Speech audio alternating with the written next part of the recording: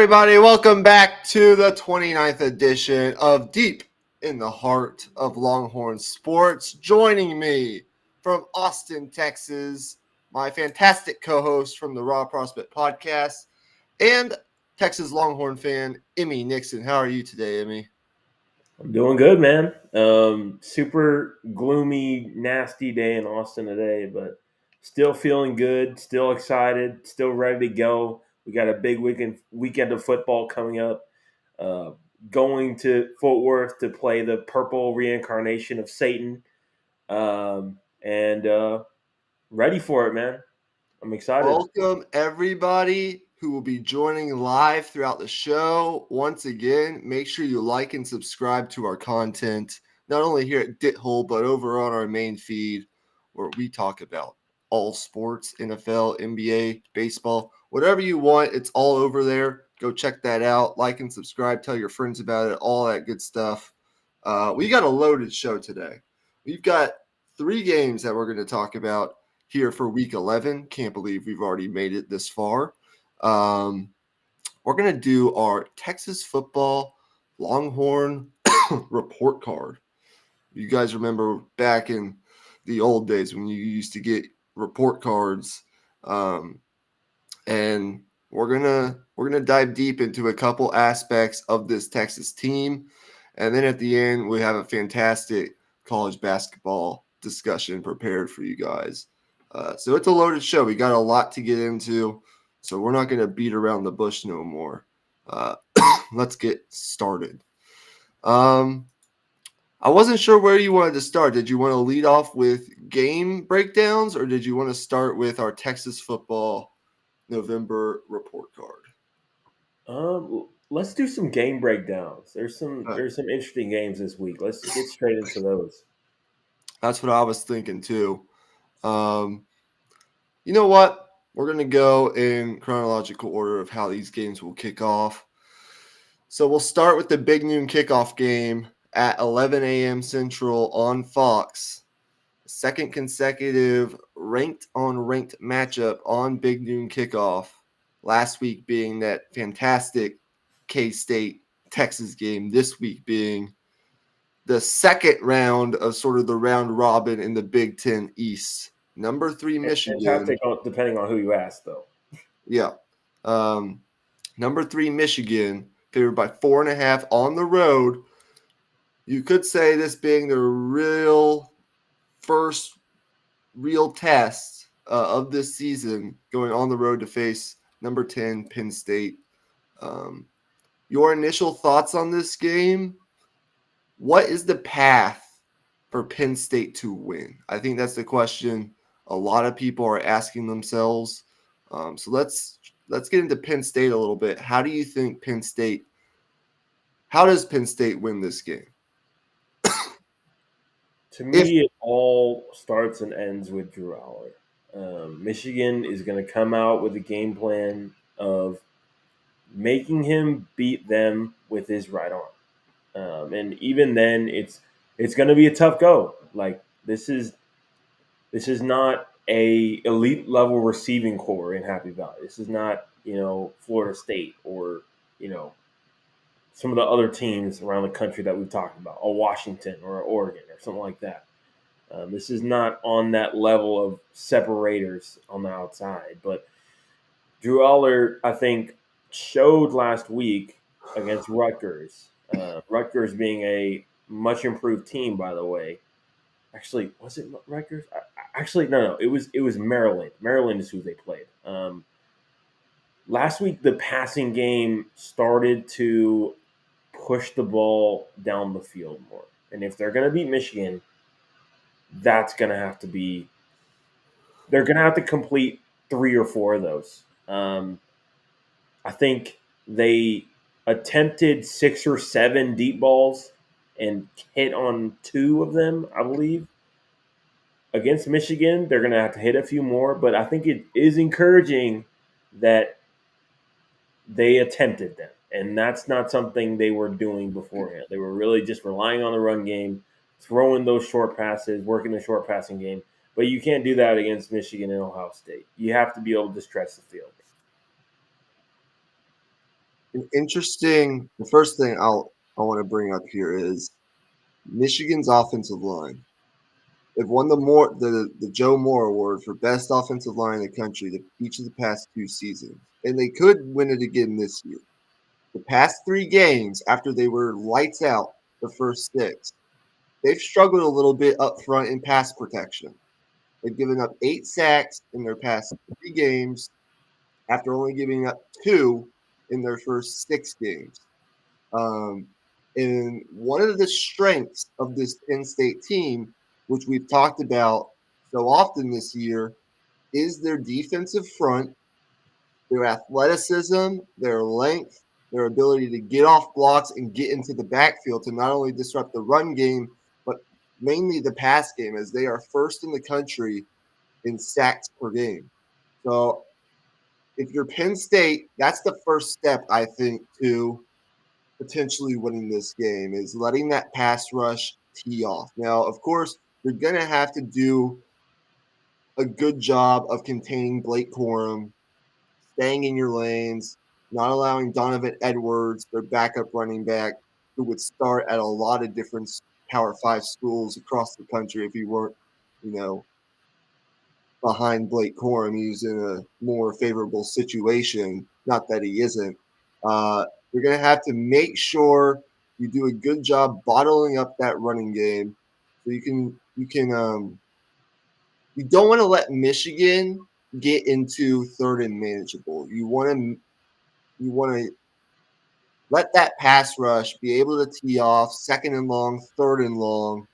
Let Chop Robinson do what he does best. Let this long, athletic Penn State front do what it does best, getting to the quarterback. And who knows, maybe one of those plays turns into like a strip stack that gives you, a short field where your offense can take advantage, or um, you knock, let's say, Michigan out of field goal range on one of those drives, or something along those lines.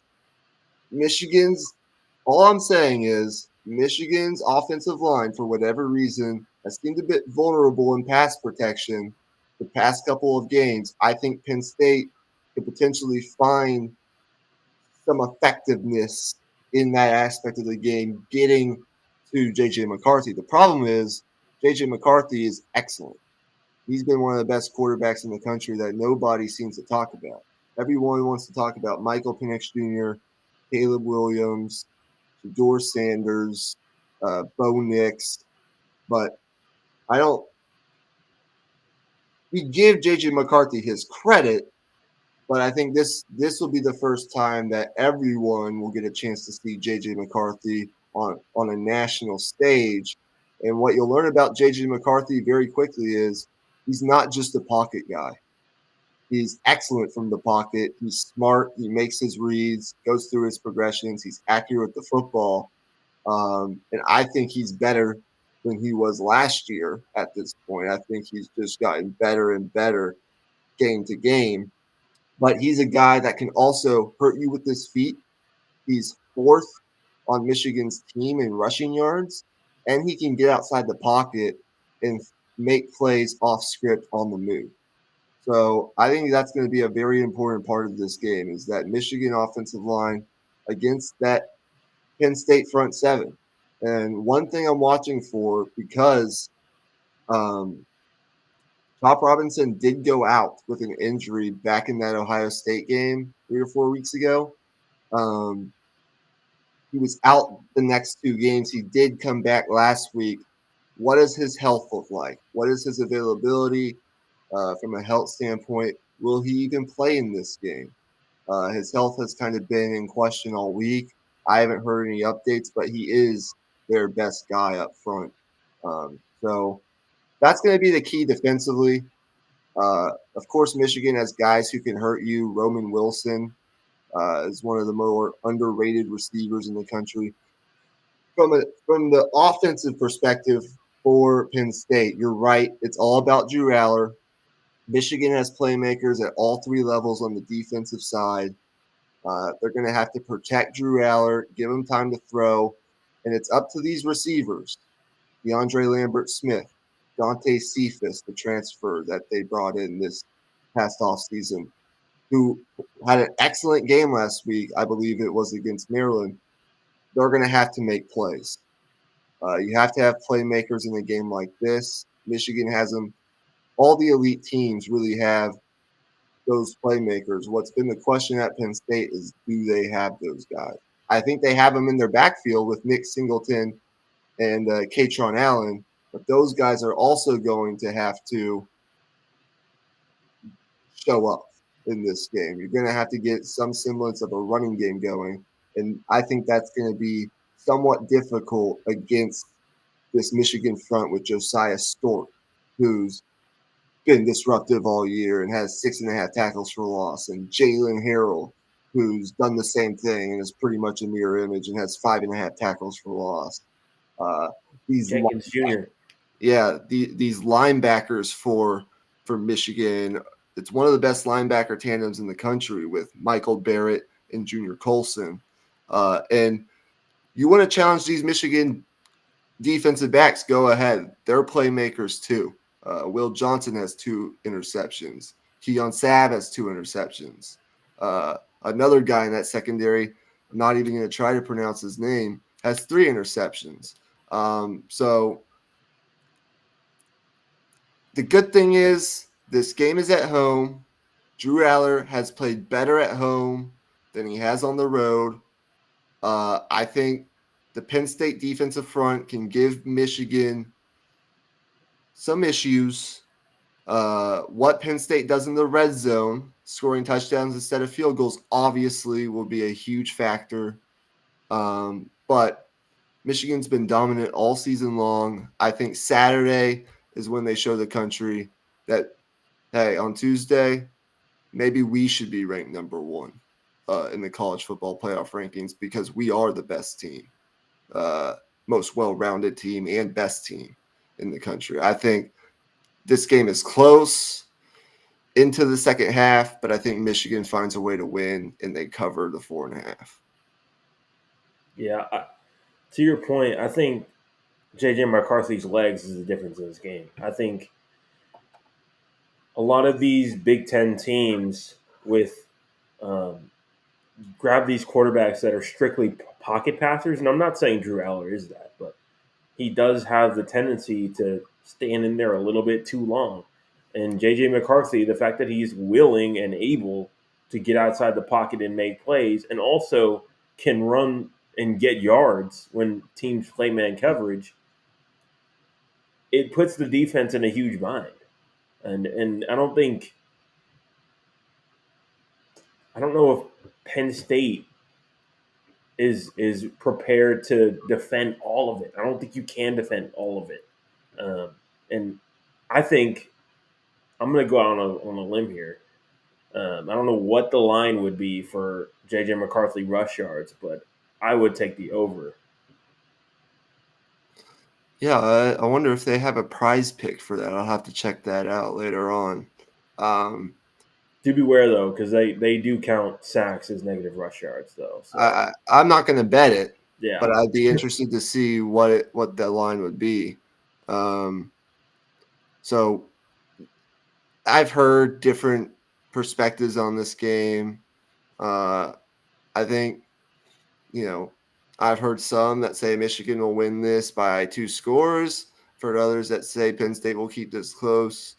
Other local guys who give Penn State more of a chance to win than necessarily I do. But either way, it'll be a great game to watch. Okay. Yeah, I think Michigan by a touchdown. There are good games in the 2:30 window, including Tennessee and Missouri and some other good ones. But we skip to the primetime slot to talk about our next 2 games. This one being really, really interesting. Georgia is potentially in somewhat of a look-ahead spot here as they have to play Tennessee next week. Ole Miss has won 5 straight games since losing to Alabama, and we all kind of have seen what kind of train Alabama has turned into here the past month or so. And they're still in it. to get to Atlanta. They still have a path to do it, but it starts with beating Georgia on Saturday in Athens at night, which nobody has really had any success doing, obviously, the past 2.5 years, as Georgia has won 26 straight games coming into this one. They are favored by 10.5. What's your take on this one? How can Ole Miss win this one? Well, for one, they've got to run the football. I think you can look at the Missouri tape and take away some things they did well, definitely. I think Missouri played smart football. They just stayed on schedule, ahead of the chains, by any means necessary, really. And also the penalties, limiting those, and basically you're gonna have to play a pretty much mistake-free football game to pull this off on the road against are they number 2 team in the country. Uh, you're gonna have to. I mean, Jackson Dart is gonna have to play the game of his life. That's really what it comes down to. Um, and I know I started with they got to run the football. They got to run the football too. They got to do it all. Um, I think if they don't get to 30 points, they have no shot of winning this game. It's interesting you say that because, to your point, Ole Miss, one of the things Ole Miss struggled with last year, and they have in the past under Lane Kiffin, having an opportunistic defense that forces turnovers, but having an offense that is way too mistake prone and gives the ball away more than the defense gets it back. That was the case last year. They were negative in terms of turnover differential. And you just can't do that and expect to win at a high level in the SEC. This year, though, they've only given the ball away 6 times. They've only turned it over 6 times so far this year. Jackson Dart is taking really good care of the football. Now, as Josh Pate likes to say, that's just what happened in the past. It could for all we know, he could turn it over 3 times on Saturday, and none of what we're saying right now matters. But to paint the picture of what Ole Miss has been so far this year, only 6 turnover-worthy plays through 9 games this year for Jackson Dart. He's shown maturity. He's improved in every aspect. He's been accurate. And this Ole Miss offense, as it always has been under Lane Kiffin, is explosive. They can make plays downfield. They're going to need to make those in this game. But there is a recipe, I believe, hidden within this Ole Miss team, the identity of this team so far this year, that says we know we can take care of the ball. We've done it fairly well all season long. And on the other side of the ball, our defense, which I don't think a lot of people give this Ole Miss coaching staff enough credit for, is much improved. It's still not great, but it's a lot better. They're 5th in the nation in sacks, so they do put pressure on the quarterback. They're much improved personnel-wise up front, and they're 14th in tackles for loss. So how do you beat Georgia? Well, you got to force a freshman quarterback to beat you. Carson Beck has been really, really good in these games. As Josh Pate has said here in the past couple weeks, well, when is the so-called stinker coming for Carson Beck? All freshman quarterbacks go through it, right? Like, there's got to be a game somewhere in here where he could potentially slip up and maybe throw a couple picks, and eventually it might bite you in the ass if you're Georgia. Well, I think if you're Ole Miss, you have the recipe within this team to potentially go and do that. If you can get pressure on Carson Beck, not allow him to escape the pocket and run, which we've seen him do the past couple weeks. And,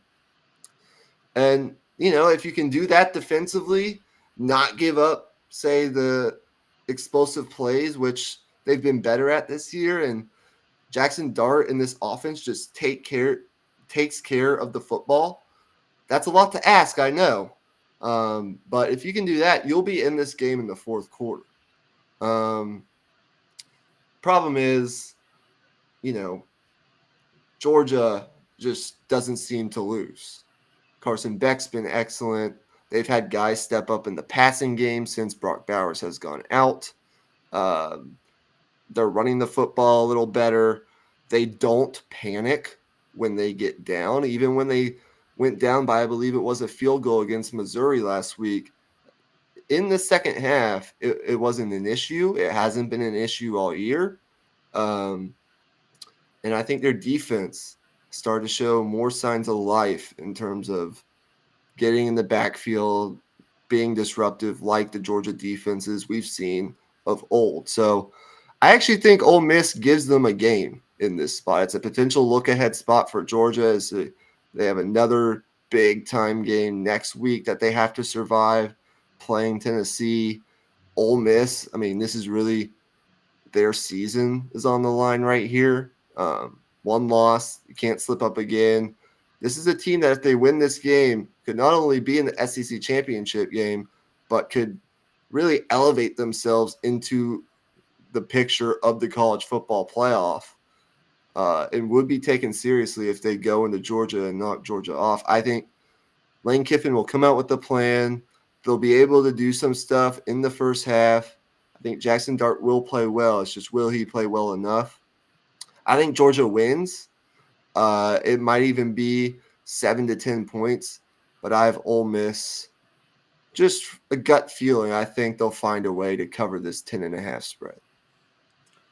Yeah, I think the 10.5 is really a product of the fact that Georgia is at home, and with it being a night game, I mean that's a really tough spot for Ole Miss. But in theory, in a neutral site, I do think the line would be 5 to 7 ish. So the extra 3 points there, we'll see if it changes things. But no matter the case, I think I'm going to be right there with you. I'm going to have Ole Miss covering just barely. Okay. I think I'm right there with you as well. Last game we wanted to talk about, and then again, there's a lot of other good games that you should at least tune into. One of which being, I think Alabama's at Kentucky this weekend in the early window, and then also Utah Washington's in that 2:30 slot, and Tennessee Missouri.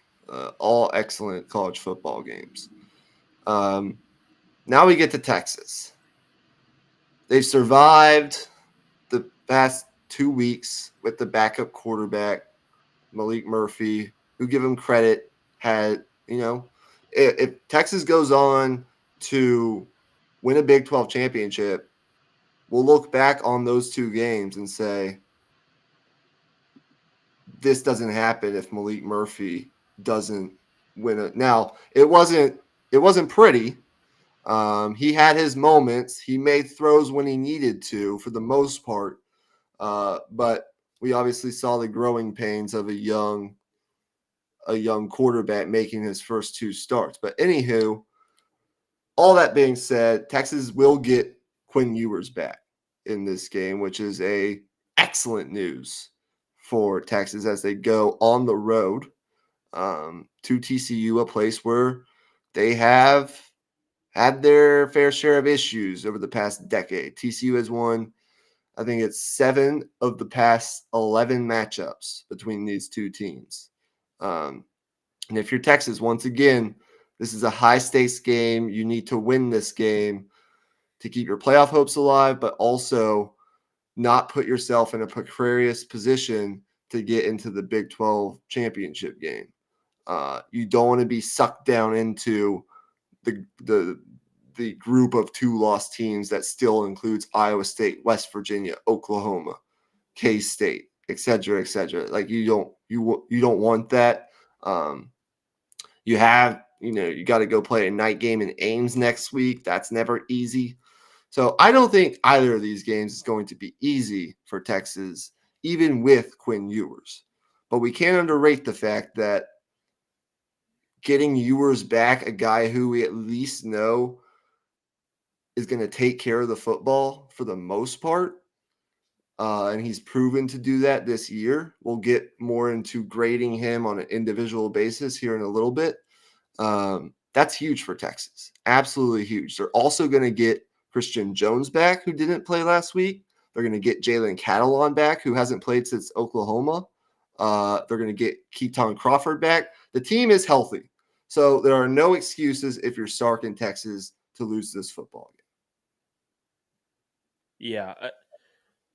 I saw the report the other day. The entire team practiced for the first time in a long time this week. And it's great news because you're getting healthy at the right time, presumably, but it's all for naught if you don't go into Fort Worth and take care of business.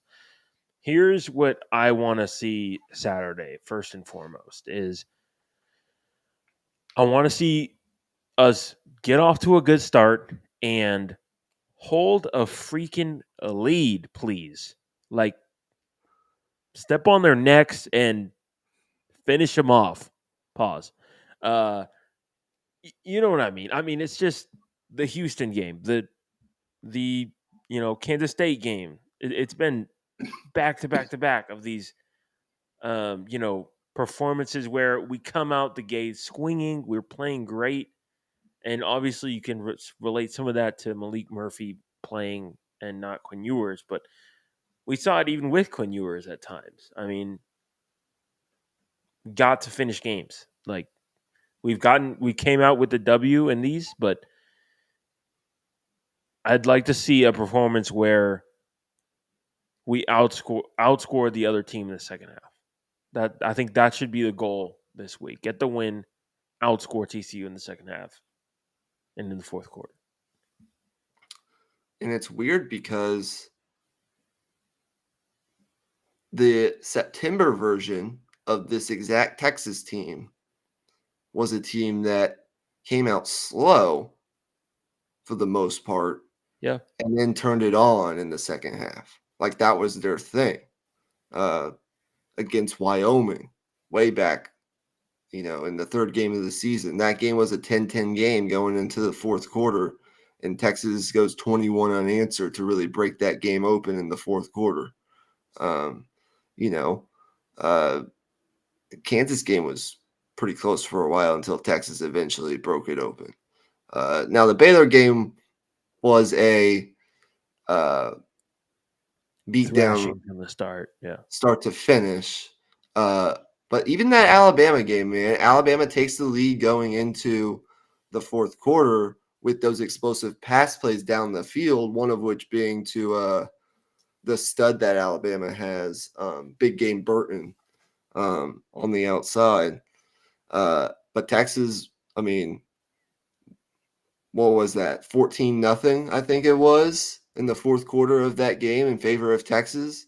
They did what they had to do in the fourth quarter. Ever since that Oklahoma game, for whatever reason, it has been a Texas team that kind of takes its foot off the gas after they get off to excellent starts.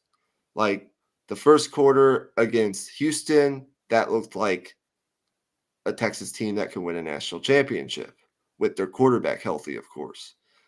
Even the first quarter, with Malik Murphy on Saturday against K-State, a really good team that people even picked to beat Texas.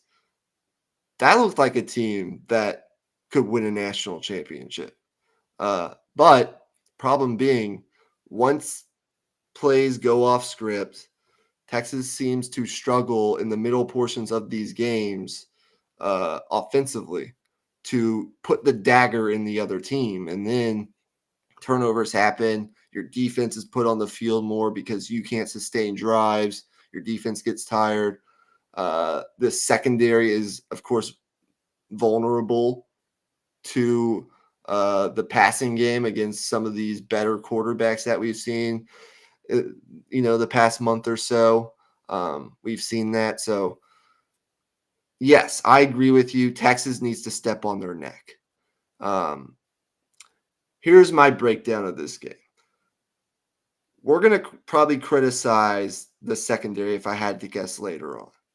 But there are two areas of this Texas defense that you cannot deny have been excellent so far this year. Number one is, of course, the run defense. We know the run defense, even in some of these close games, has been there. And that was one of the more criminal parts of Saturday.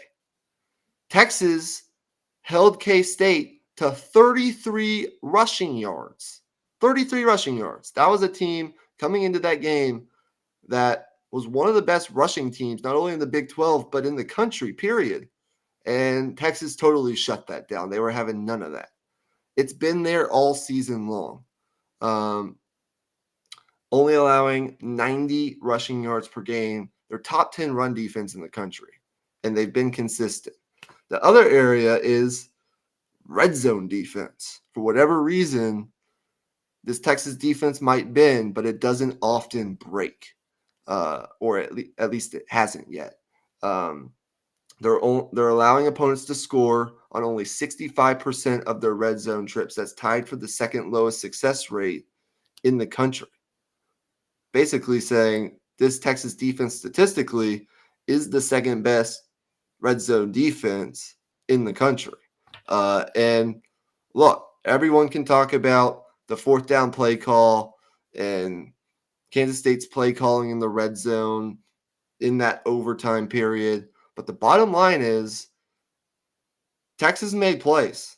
The second down knockdown pass that I think it was Tavondre Sweat made, the pressure that Byron Murphy and Tavondre Sweat got on the interior on that fourth down to cause Will Howard, off it to knock Will Howard off his spot and totally disrupt that play. The secondary really stepping up and making sure they pass off, the crossing patterns and cover their receivers in the flat, make sure they have their assignments covered. That Texas defense, say all you want about K-State and what you think they should have done in that red zone and whether or not you think they should have, taken the field goal. Texas defense stepped up, and we've seen that many occasions this year. So I think the bottom line for Texas is I think they will give up some yards in the passing game. Josh Hoover, although he's a young quarterback, has a big arm. This TCU offense is ranked top 25 passing offense in college football, which does worry me a little bit. But I think Texas shuts down their run game. I think they're better up front. I think they'll step up in the red zone.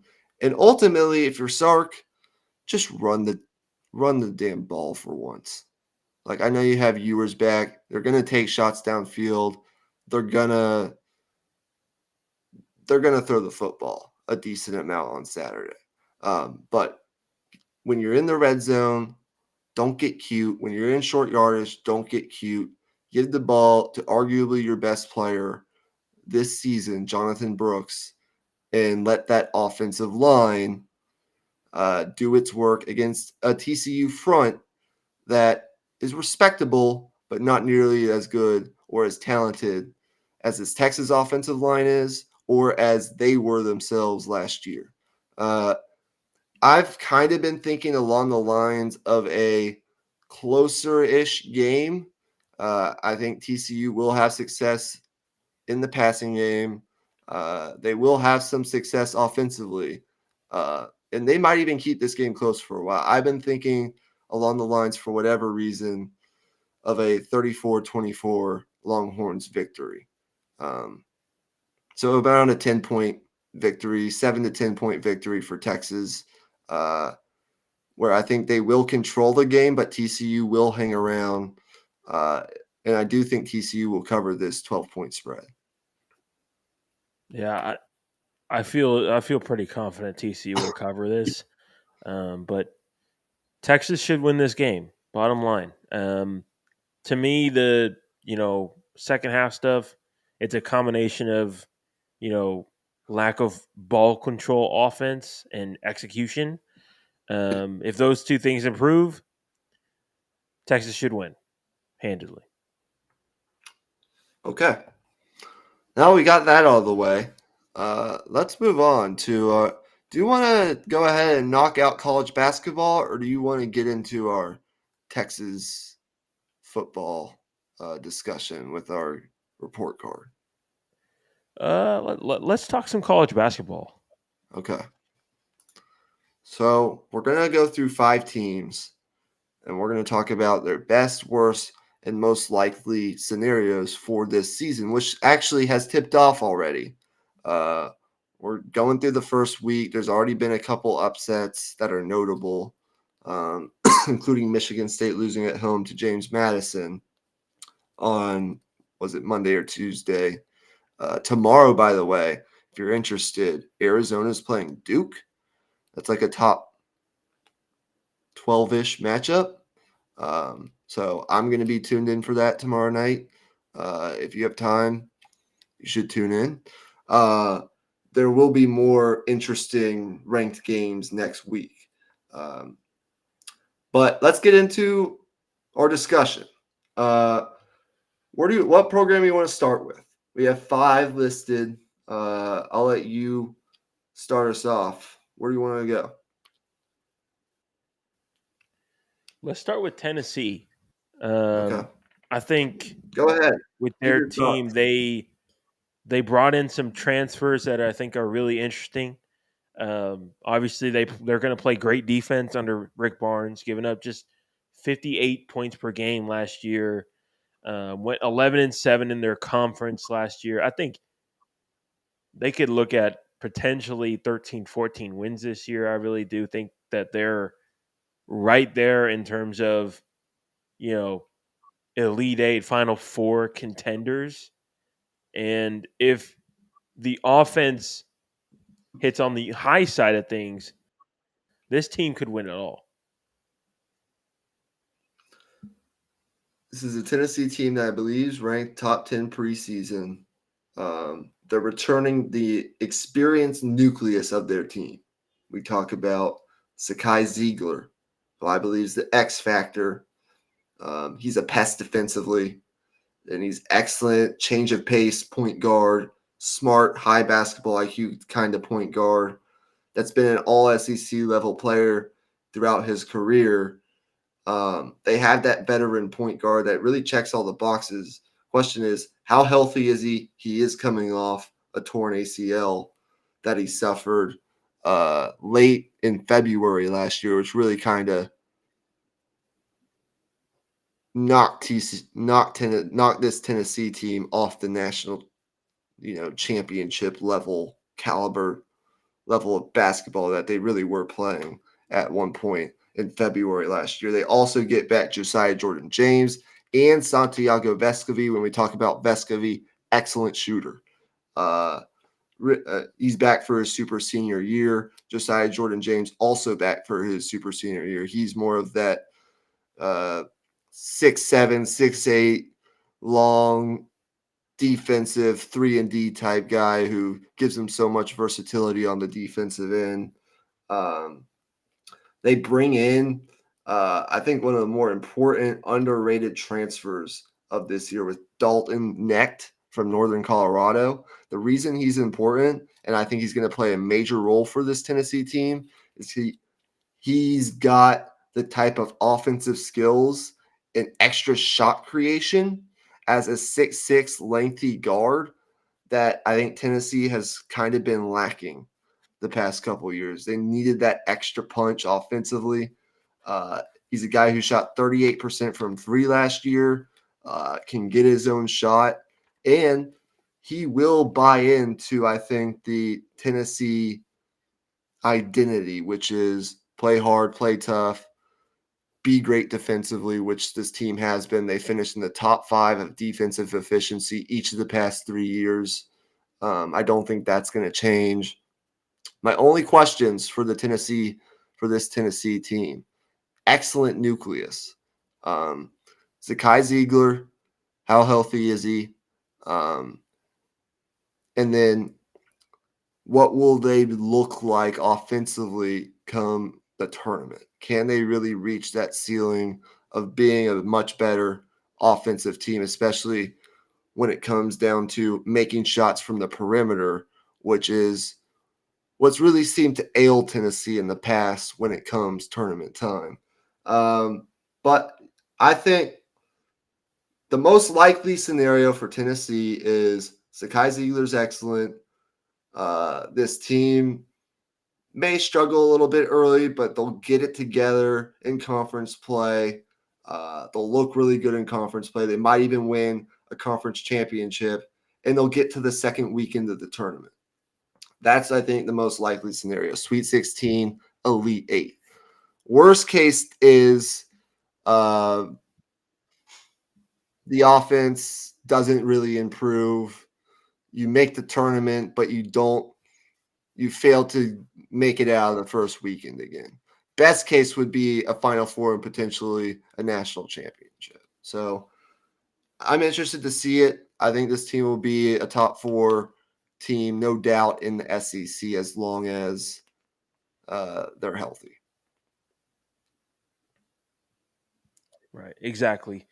I think Dalton Neck, as you said, super interesting in terms of just shot making ability. I think that's really been a huge issue. I think the shot creation's been okay, but I think the consistency in terms of being able to just hit shots, it's been not where you want it for Tennessee these last couple of years.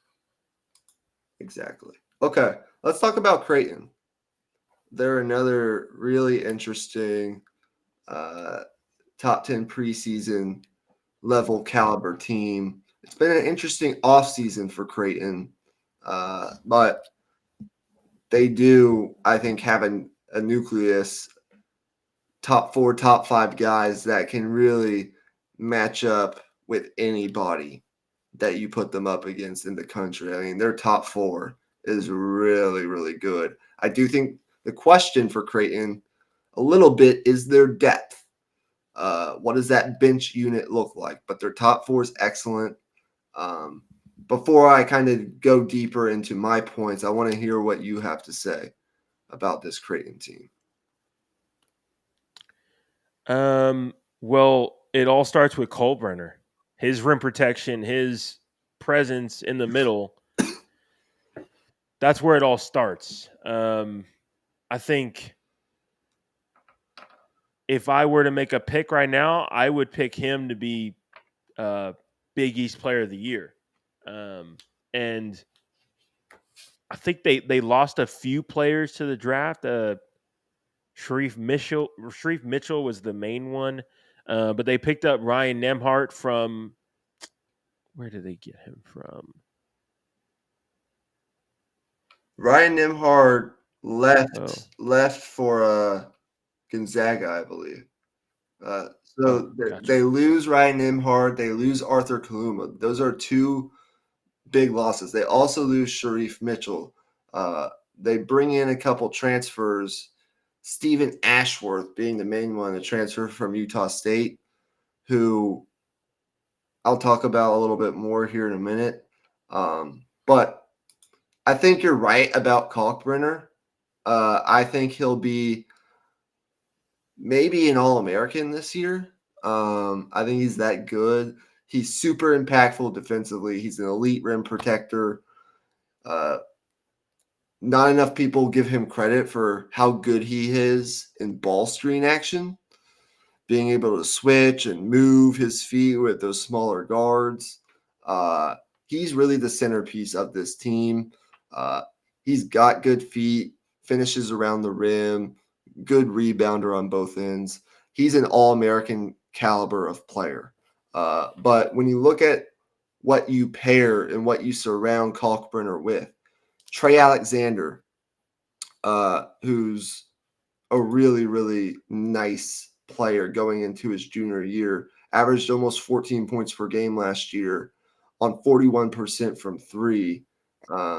He's a solid defender, maybe the best perimeter defender that Creighton has. And when you have a perimeter defender like that, who has a high ceiling, is terrific on ball, has length and switchability, has size, and can knock down the three ball and get his own shot, and you have that kind of defender with Ryan Kalkbrenner backing him up, it's a dangerous duo. And then you add in a guy like Baylor Shireman, who's back for another year. He's experienced. He's an excellent passer, long-range shooter, really good three-point shooter. And then you bring in a guy like Stephen Ashworth from Utah State, who, comes over after he averaged 16 points last year, shooting better than 43% from three. They've got three-point shooters. They've got size on the perimeter. They've got perimeter defenders, and they've got an all-American caliber center. The question is, what kind of production do they get beyond that? That's excellent. That can win you a lot of games. That can even get you by itself to the second weekend of the tournament. But you're going to need one or two more guys to step up, especially off that bench. I look at potentially Francisco Farabello, their backup guard. I think they're going to get more from him this year, which I think gives me more confidence about this Creighton team, that they not only could potentially win the Big East, but really do some damage in the tournament and be a dangerous team. And then you bring in a guy like Isaac Trott, the transfer from Virginia, who can give you more size and length off the bench, backing up a guy like, Ryan Kalkbrenner and Mason Miller. So I believe in this Creighton team. I think their nucleus is as good as anybody. They really check all the boxes. I think they'll be one of the best teams in the Big East. And I think the best case scenario is getting to the Final Four and potentially winning a national championship. I really think they're that good. Do you agree with that, or do you have a different perspective on it? I think best case scenario, I think for them, well, if they get hot, sure, they could win the national championship. Definitely, they have the talent. To me, it's more about, are they able to get through the tournament without some of those variabilities that happen in the tournament, some of the randomness that goes on, just foul trouble, just shot variability. Like, I think for this Creighton team, they ran into Texas last year and they weren't able to hit shots. I think that was the trouble.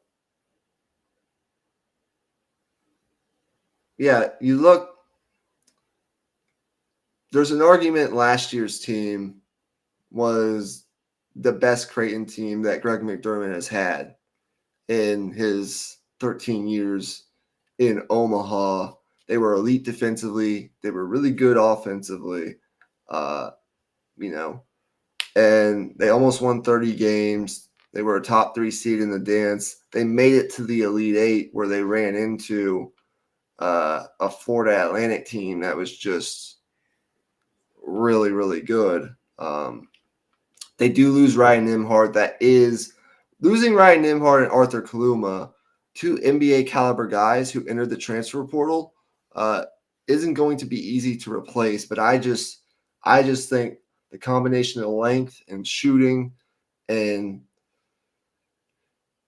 having that anchor in the middle, Kalkbrenner, I think is so important. I have questions about their depth, no doubt, and any team can run into the randomness of the tournament. I mean, it's really hard to predict what happens in 5 months when we get there. But if this team comes together, they will be battle tested, no doubt, going through the gauntlet, which is the Big East. I mean, Villanova, who was really a non-factor last year for most of the season, they look like they could be a top 20 team this year already.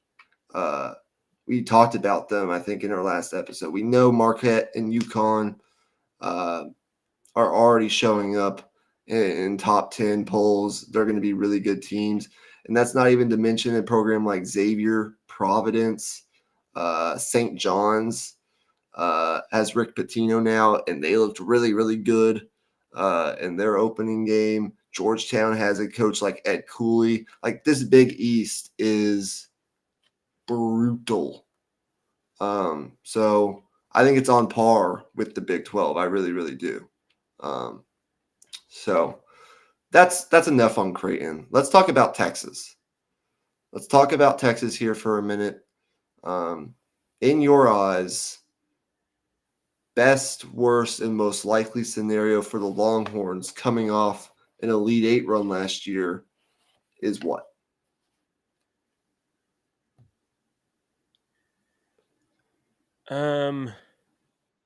Well, to me, the ceiling is pretty clear. The ceiling is a championship. Um, I think realistically, I mean it's um, getting back to. I think that would be a huge success, but you bring Abemus and Mitchell. What's his first name again? Dylan Dylan Mitchell. Mitchell? Yeah, Dylan Mitchell.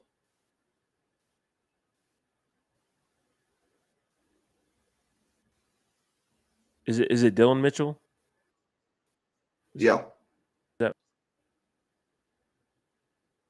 it's Dylan Mitchell.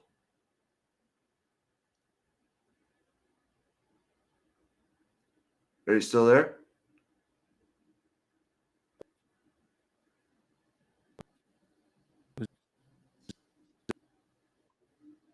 that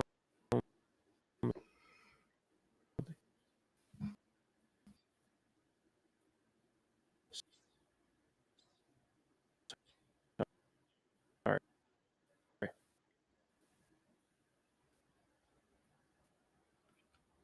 Hello?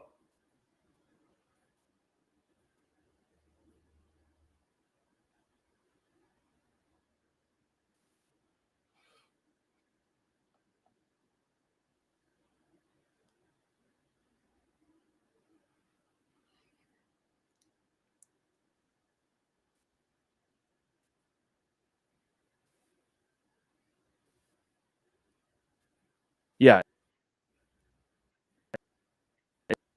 it's Dylan Mitchell. Sorry.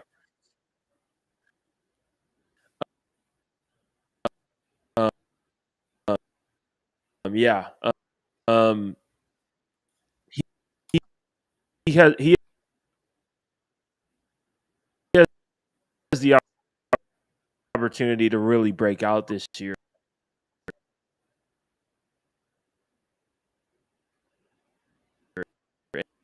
and he's the X factor. Him and Dylan. This was going to be really tough, though. I mean,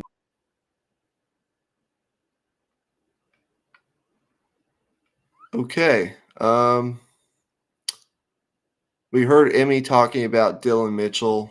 I think he's right when he says this is about uh, Dylan Mitchell. He's the guy that I think could end up being one of the most influential players in college basketball this year.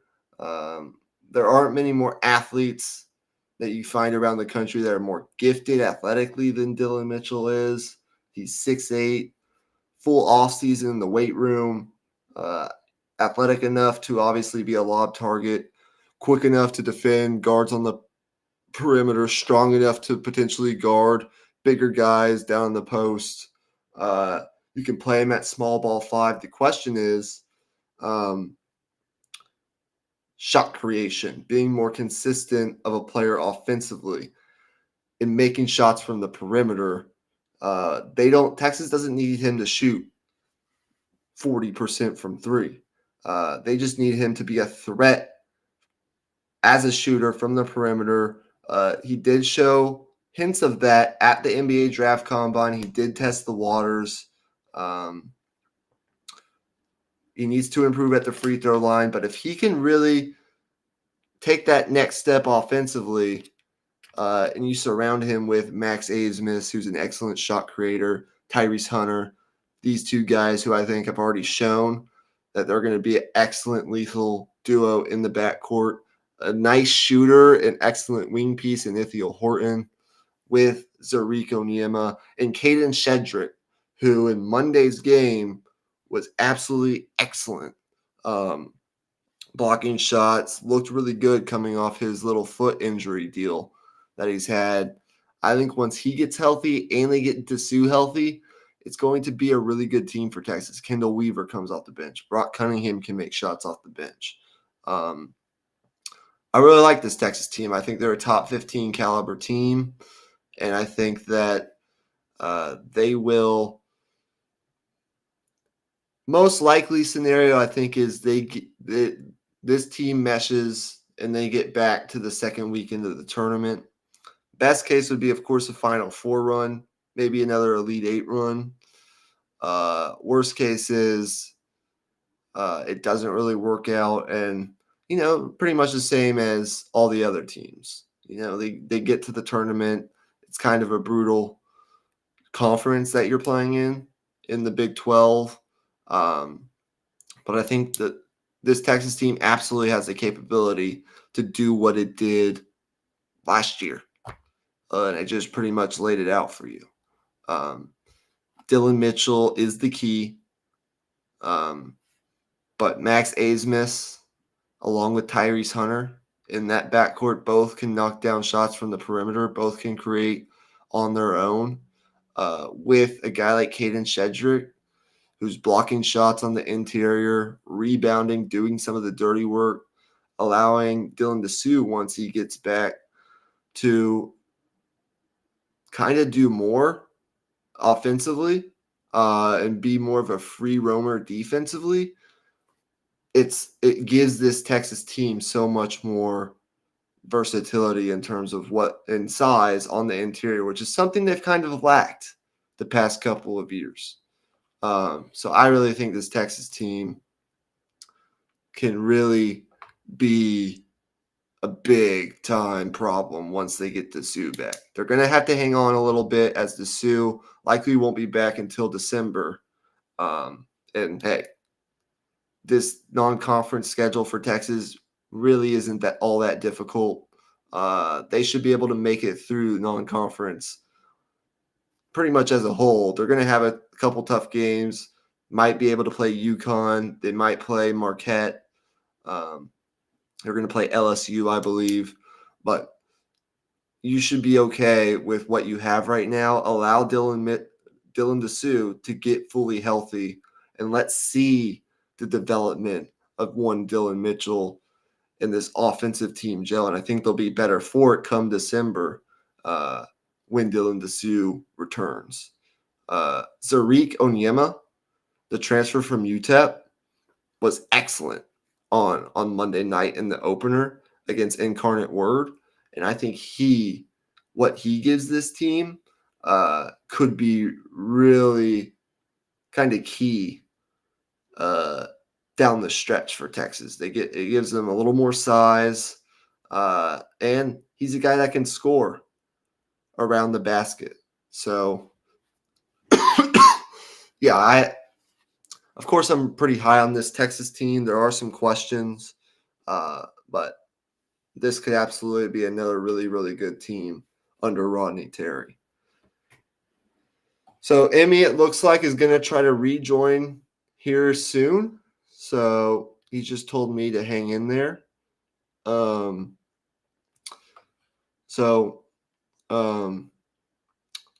We have a couple more teams that we want to talk about here. I'll let Emmy get back in, give his thoughts on Texas, finish his thoughts on Texas once we have the technical difficulties worked out.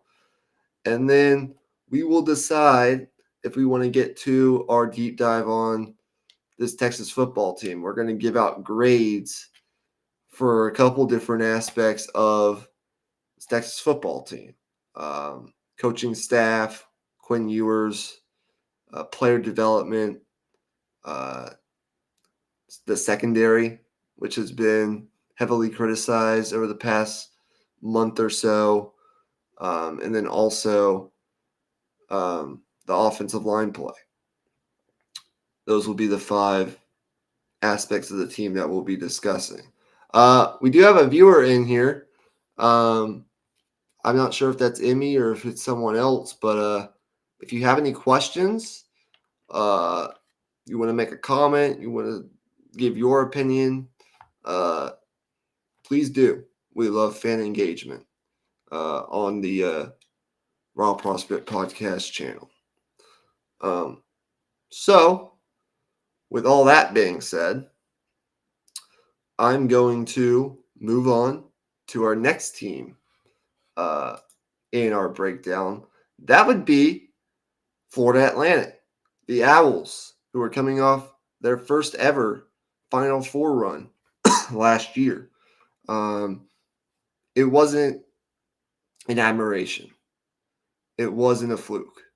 This Florida Atlantic team was really good last year, and they're going to be really, really dangerous once again this year. They pretty much check every single box that you need to be a elite college basketball team, a team that can win in the tournament. They have returning experience. They've got depth, and a lot of it, and it's quality depth. They've got versatility. They have an excellent coach, and they've got guard play. All those boxes you have to really be a national championship level contender. They check all those boxes. Florida Atlantic, if you did not watch them last year, go back and watch that tournament run. They play, what makes them so difficult to defend is they play this 4-guard system. They play what's called a 4-out, 1-in system where they play 4 guards and 1 big on the floor at the same time. They spread you out. They have wings like Jonell Davis and Elijah Martin, who are on NBA radars already. They're NBA caliber players that can score inside out, compete on the glass, defend bigger wings. They have that defensive versatility and switchability. They have, more returning experience with Brian Greenlee, who was an important factor in that tournament run. Nick Boyd's coming back, and hopefully he'll be a bigger factor at that point guard spot, going into this season as he gets more experience under his belt. And then you also have Jalen Gaffney, a lengthy guard off the bench that can score, run the point guard, and gives you production off the bench. I mean, they are deep at every single position. They're lengthy. They're athletic. You have Vlad Golden as one of the more underrated bigs in college basketball in that 4-out, 1-in system that they play. He's 7-footer, excellent footwork, finishes around the basket, good in the pick and roll. And you have a guy like Giancarlo Rosado, who's a killer from mid-range and excellent in the pick and roll, who you run in off the bench to back up Vlad Golden at that center position. It's just a really deep Florida Atlantic team that checks all of the boxes. Watch this Florida Atlantic team when you get the opportunity to. They did move from the American Conference to, I believe, the AAC this year. So it will be a little bit of a step up in competition. But I think they're up for the challenge. And I think they will be a top 10 team pretty much all season long. I really think they're that good. And they're going to be a problem once again in the tournament because they present so many matchup problems for a lot of these other teams with the system that they run and the amount of depth that they have, amount of length that they have defensively. The question for Florida Atlantic is, can they be more sound on the offensive end of the floor? They play at a high pace, can't have as many turnovers as they did last year.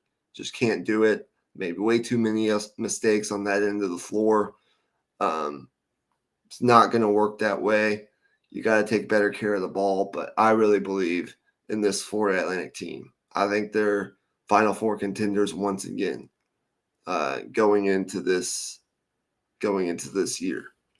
And then lastly, North Carolina. This is an interesting team because they were preseason number 1 last year. They end up missing the tournament. A lot of different things go wrong for them. They do lose Caleb Love, who transferred to Arizona. They lose Pete Nance, who graduated. They lose Leaky Black. They lose Puff Johnson from last year's team that missed the NCAA tournament. But really, the core of this team, RJ Davis and Armando Bacot, who are returning for their senior and fifth-year senior years, respectively. That's the identity of this team. That's the core of this North Carolina team. It starts and ends with RJ Davis and Armando Bacot. Bacot being a guy who, even in sort of a up and down year for him, still averaged 16 points and north of 10 rebounds per game. I think he's going to be a more of a impact player defensively this year. They're going to need that in terms of his rim protection, the size that he can give. He's struggled with some injuries, but the core of this team comes back, and they are experienced. And I think Caleb Love, I already talked about it, will find better days and have a really good year at Arizona potentially. But I think it just didn't fit with RJ Davis and this UNC system. And I think that could potentially sort of be a blessing in disguise for North Carolina. Maybe it's kind of addition by subtraction in a way. So you have the core of your team coming back. And then you bring in Elliot Cadeau, one of the highest ranked recruits in this recruiting class, who's an excellent passer, great court vision, is athletic, can create his own shots. Freshman from the Link Academy. You pair him with a more experienced guard like RJ Davis, and you bring in some impact transfers like Cormac Ryan from Notre Dame, who shot 36% from 3 last year and can create his own offensively. And a really important piece in Harrison Ingram from Stanford, who averaged double digits and gives you some defensive versatility on the perimeter. With talented front court transfers like Jalen Withers and James Okonkwo to give you some depth. This North Carolina team, I think, will get back to the tournament. I think they can contend in the ACC. It's just a matter of whether or not who's the leader on this team. That's really been a question the past couple of years. Who's that vocal leader? And are they going to be efficient offensively? And will they score enough to account for the fact that they're not going to be the type of team that is very stingent defensively? They're going to play at a fast pace. They need to get back to playing at that fast pace, get back to playing Carolina basketball. They're going to give up points. They're just not going to be, the type of defense that's thought of as elite in college basketball. Their goal is going to be get out in transition, run the floor, speed up the pace, make shots. We have more shooters now. We've got more defensive versatility. Let's force some turnovers, get out on the fast break. And I think it's a key year for Hubert Davis.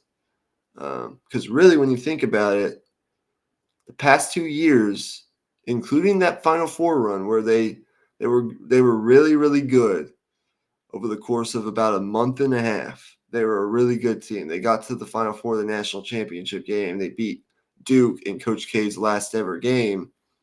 Outside of that, it's kind of been pretty average, to be honest with you, at North Carolina. Last year, they missed the tournament.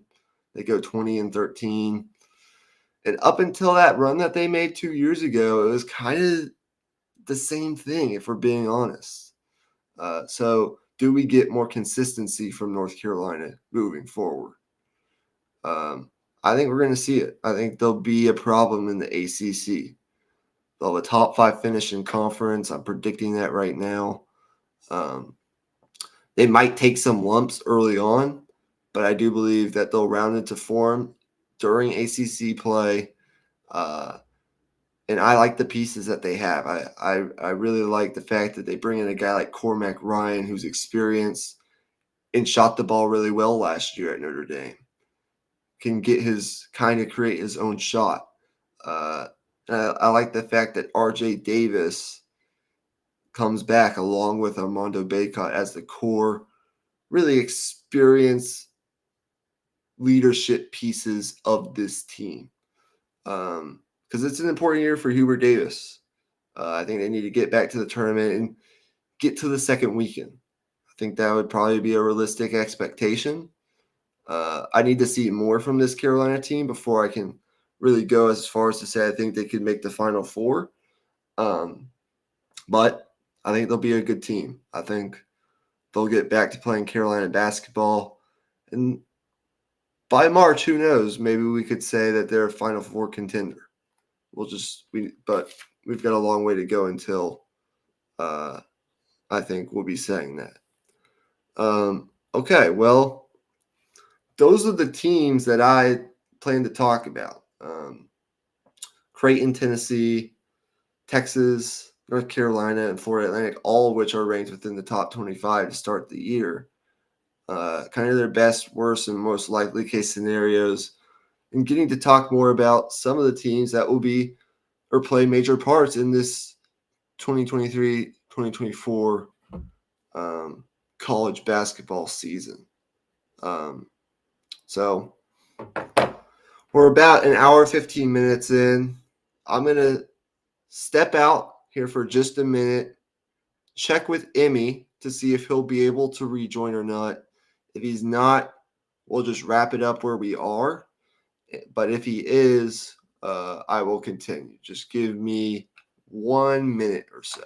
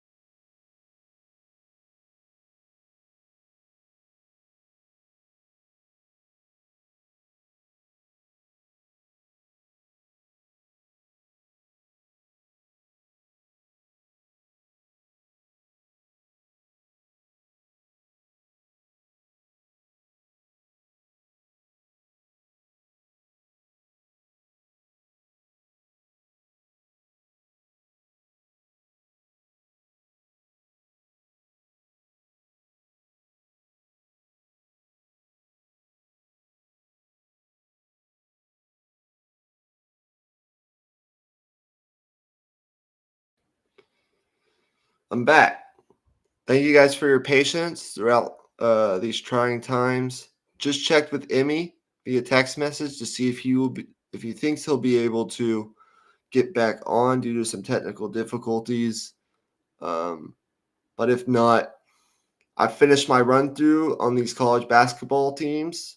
Really, really enjoyed that discussion, and we broke down 3 marquee matchups for this upcoming big weekend in college football. As we're approaching the middle of November, getting closer to Thanksgiving. Each team with about 3 games left to play here in the regular season before we get to conference championships. We broke down Michigan, Penn State. We broke down Ole Miss, Georgia, and we also broke down Texas, TCU. So I'm going to wait for Emmy's response. If he thinks he's going to be able to get back, we will continue. But if not, we will wrap things up. Be back in a second.